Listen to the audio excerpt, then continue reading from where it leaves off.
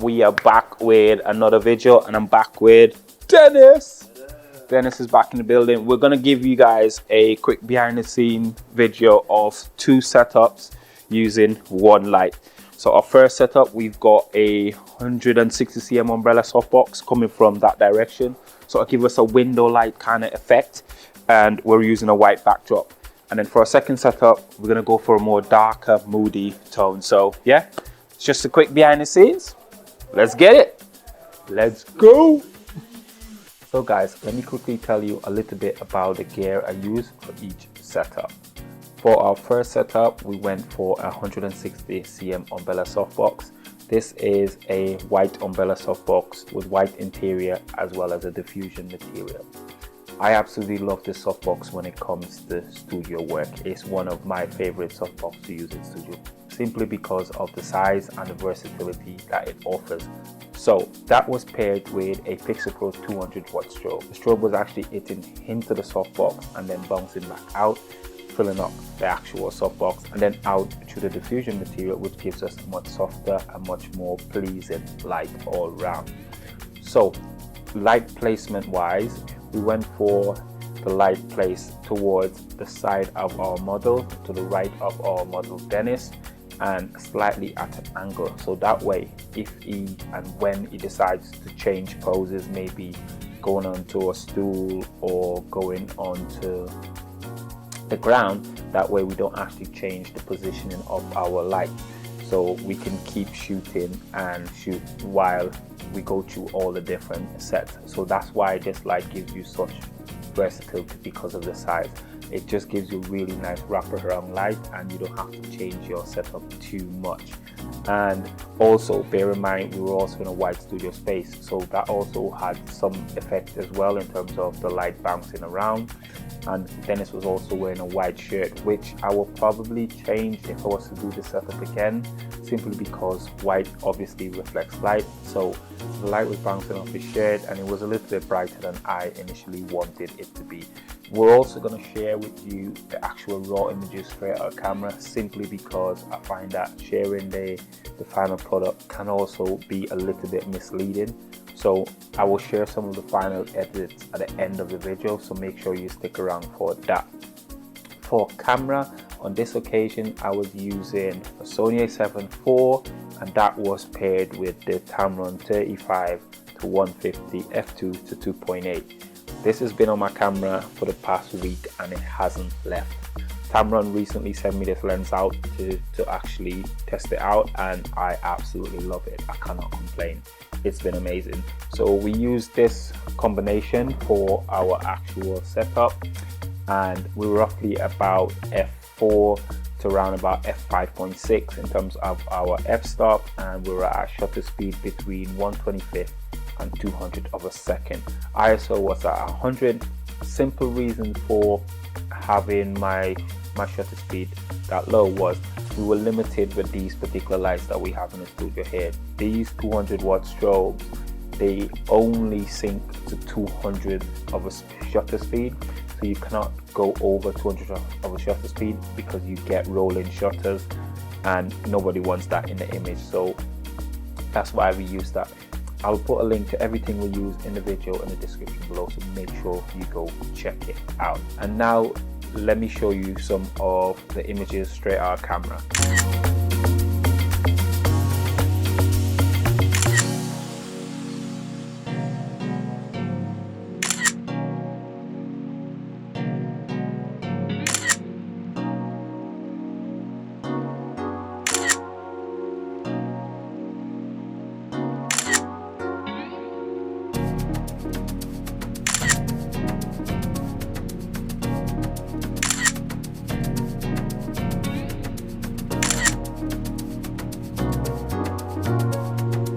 So guys, if you enjoy videos like this, be sure to hit the like and subscribe button. It would really help me out and help the channel out and help us out to keep making videos like this for you.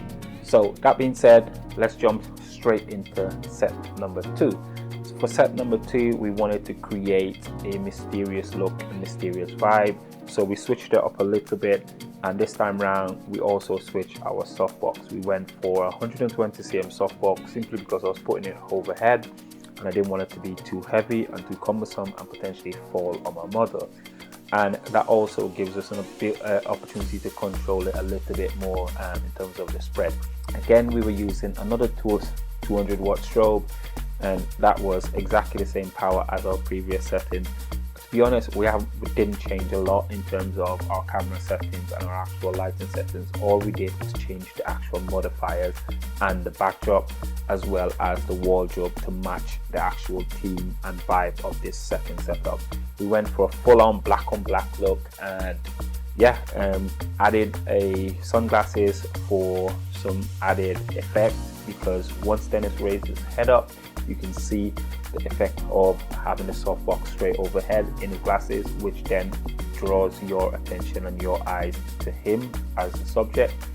And this particular setup as well, what I had is, rather than place Dennis directly under the softbox, which would be fine given the fact that we weren't really bothered about lights casting unwanted shadows under the eyes, because we weren't actually seeing his eyes in this case, is place it slightly on the edge of that softbox. And what that does is the front of the softbox fills in a little bit of the shadow area and casts a really nice shadow and shape on his jawline, but also the back of the softbox is slightly over his head, so that gives us a little bit of separation from the black backdrop, and it just adds a little bit of a dimension separating him from the backdrop, and just add depth as well. So that's what we went with. And again, we mix it up, we try some different poses, we shot a different focal length just to give us some variety.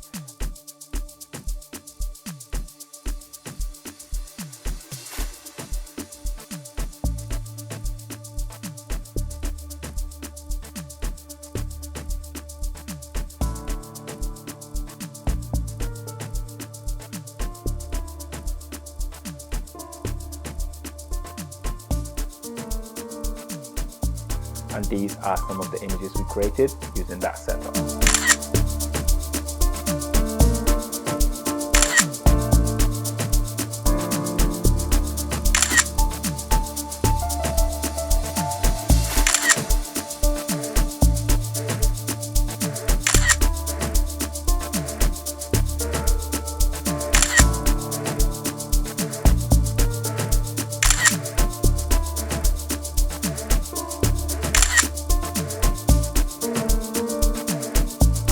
Finally guys, with Dennis being a dancer, choreographer and a dance teacher, we wanted to create a little bit of a dance piece for him that we can actually use as promotional material for his dance classes, etc. So we switched our lighting out to a continuous light and a normal reflector plate, created a bit of a spotlight effect, but kept the black backdrop, kept the black outfit, kept the mystery, but gives us an opportunity to create something really nice and unique. I think we also kept the glasses, if I remember correctly, or you might have taken them off.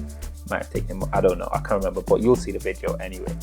Unfortunately, we can't actually play the song that Dennis was actually dancing to, but I will put some of the clips here so you can actually see it.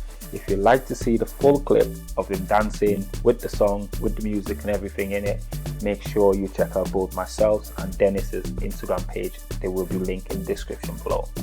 Everything mentioned in today's video will also be linked in the description below. So make sure you go check it out. And yeah, thank you guys for watching, and be sure to catch you in the next one. Peace.